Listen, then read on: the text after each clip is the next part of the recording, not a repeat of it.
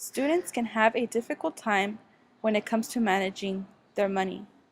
Let's see what a bank officer has to tell us. How long have you been helping students? My name is Sara Ramirez, and I've been in the banking industry for 10 years.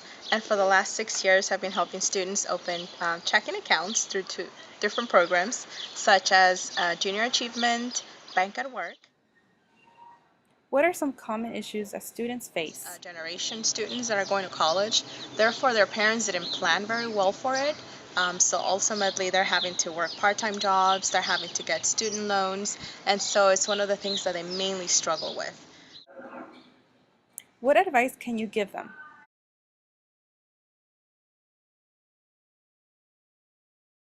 How do student credit cards work? Earlier, but credit cards might have a negative thought in your mind when you think about credit cards, but ultimately don't stay away from them just because you think it's going to be a negative impact to you. If they're used the right way, they're actually good for you.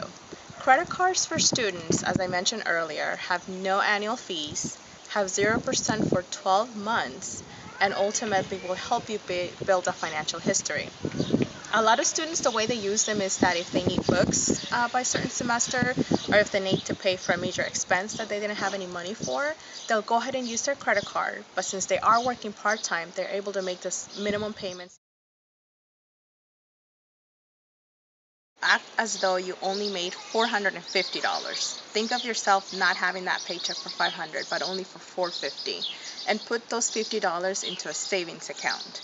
When you are able to educate yourself to think that way, you're able to budget yourself within the money that you set aside that you were going to spend and use for your everyday expenses.